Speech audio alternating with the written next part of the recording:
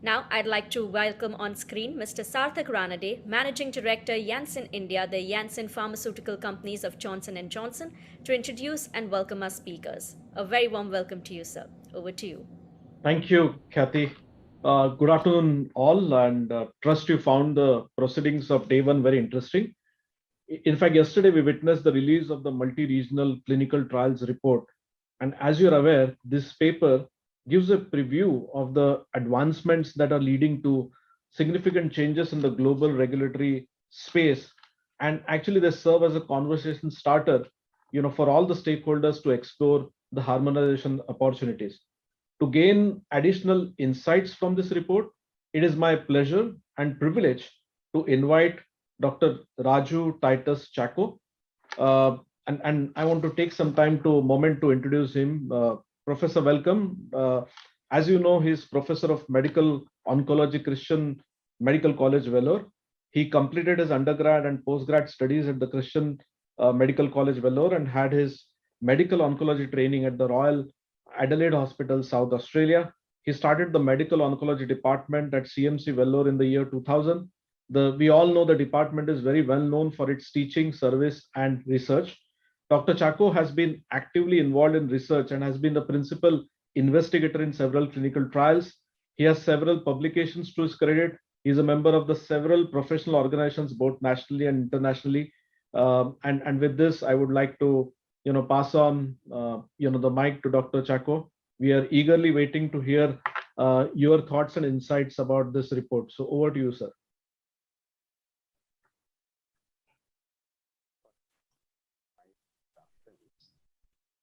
So I think you're on mute.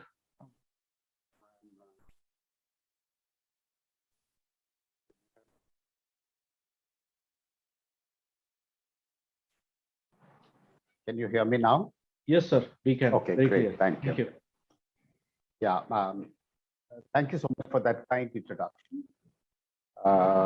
Unfortunately, I wasn't able to participate in yesterday's proceedings, so I don't know what really went on, but I know that the report on the acceptance of multi-regional clinical trials was presented and accepted at the meeting. And yeah, so I just want to, go through some of the things that were mentioned there. As we all know, India has this burden of disease, about 20% of the global disease, or probably more, We have about 1/5 of the world's population, but perhaps more of our share of the global morbidity as such. And therefore, we would certainly be a beneficiary of, getting early access to drugs and research that is available globally. Now, access to drugs is, there are hurdles to it. There has to be a buy-in from, people when you look at a disease and its management. There are, of course, regulatory hurdles. There are issues of cost. There are issues of cost effectiveness. There's an issue of physicians, doctors being experienced enough to use those drugs. And today, in the world of where research is taking us into more and more targeted therapies, there are increasing challenges there for all of us.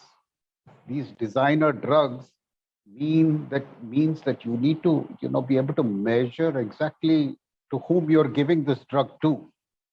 And it's only when you have a target that the targeted drug can actually work. And this also brings us to newer toxicities that happen because of these drugs, and also the companion diagnostics that go along with these drugs to complement what we have.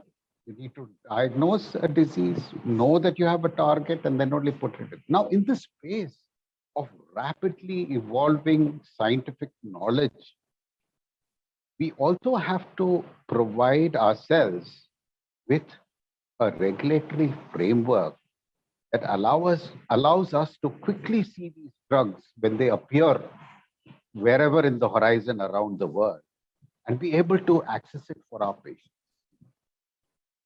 And so we need to make sure that India as a country needs to be part of this drug development in various ways. Regional clinical trials would make that definitely possible. And we need to have a framework in which we accept these kind of regional clinical trials as that which is going to be representative of our own population, especially in this setting where we are dealing with more and more targeted therapies. We also need to have a mechanism in place by which after these drugs are used in our population, we have a very good mechanism by which we can figure out whether there are unusual toxicities or dose changes in our population, and we should be able to pick this out. Now at the moment, our post-marketing surveillance mechanism is can be better, and having a digital method of capturing this information would be fantastic. The government's digital program that is slowly unveiling itself would be a wonderful start in this mechanism. And I understand that the ICMR already has plans for mapping the health needs of several individuals in the spectrum, by which we might know what really is going on once these drugs hit the market specifically. And so that's what I would say is the way forward here.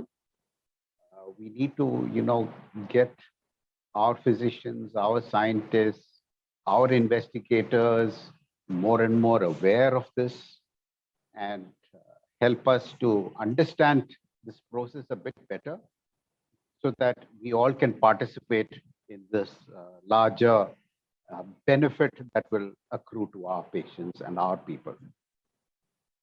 Thank you.